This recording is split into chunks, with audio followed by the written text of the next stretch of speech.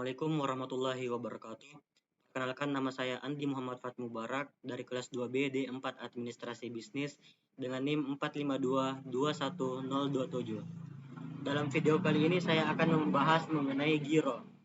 Adapun pembahasan yang akan saya bawakan, yang pertama adalah definisi giro, yang kedua perbedaan giro dan tabungan, yang ketiga kelebihan dan kekurangan giro, yang keempat syarat pembukaan rekening giro, yang kelima jenis-jenis cek, dan yang keenam perlindungan hukum bagi pemegang giro. Untuk mempersingkat waktu, mari kita masuk ke pokok bahasan yang pertama. Jadi apa sih sebenarnya itu giro?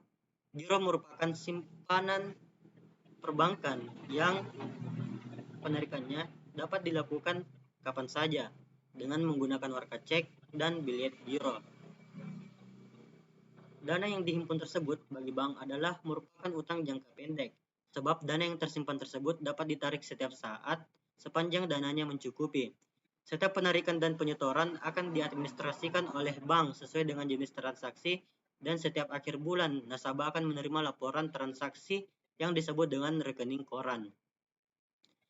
Selanjutnya, perbedaan giro dan tabungan. Dapat kita lihat pada tabel di atas, ada 5 kriteria yang bisa kita gunakan untuk melihat perbedaan antara giro dan tabungan. Yang pertama adalah laporan bulanan. Sebagaimana kita ketahui, bank tidak akan memberikan laporan bulanan kepada nasabah pemegang rekening tabungan. Jika nasabah tersebut ingin melihat dan memeriksa berbagai transaksi keuangan yang dilakukannya setiap bulan, nasabah harus mendatangi bank dan meminta pihak bank melakukan pencetakan berbagai transaksi tersebut pada buku tabungan yang dimilikinya. Berbeda halnya dengan rekening giro, nasabah akan menerima rekening koran yang berisi laporan atas dana yang keluar dan juga dana yang masuk ke dalam rekening tersebut. Rekening koran ini akan dikirimkan setiap bulannya oleh pihak bank ke rumah ataupun kantor nasabah yang bersangkutan. Selanjutnya, dari media penarikan. Rekening tabungan akan disertai dengan penerbitan kartu ATM bagi pemiliknya. Kartu inilah yang kemudian dijadikan sebagai alat untuk melakukan berbagai transaksi keuangan dari nasabah tersebut. Berbagai transaksi keuangan bisa dilakukan melalui kartu ATM, antara lain penarikan dana melalui ATM, transfer dana, dan membayar berbagai tagihan. Untuk rekening giro, bank akan memberikan layanan cek ataupun bilet giro sebagai alat pembayarannya. Kedua alat pembayaran ini memang memiliki persamaan, tetapi keduanya juga memiliki perbedaan di dalam penggunaannya. Cek merupakan alat pembayaran yang setara dengan uang tunai.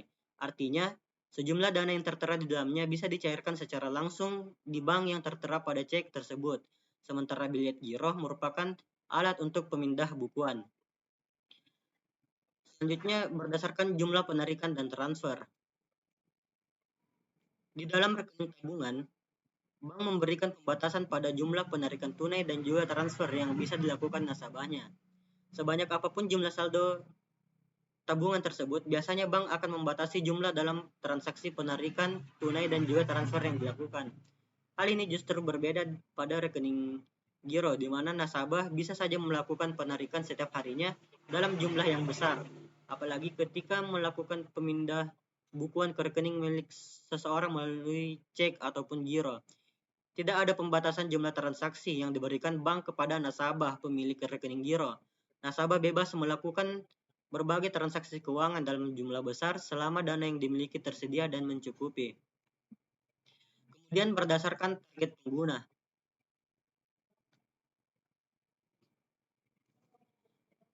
Tabungan biasanya diutamakan bagi orang perorangan, sedangkan giro diutamakan bagi perusahaan.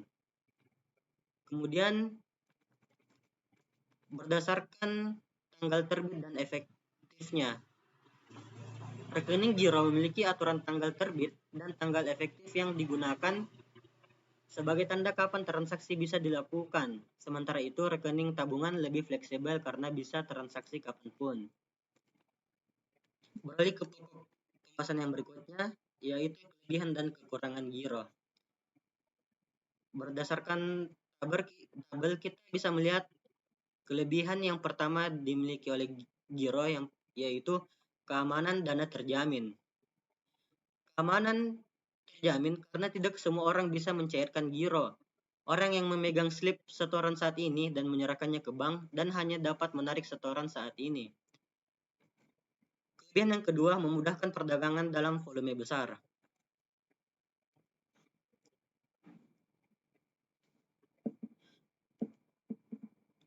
Karena tidak ada batasan besar kecilnya nominal transaksi sehingga lebih praktis.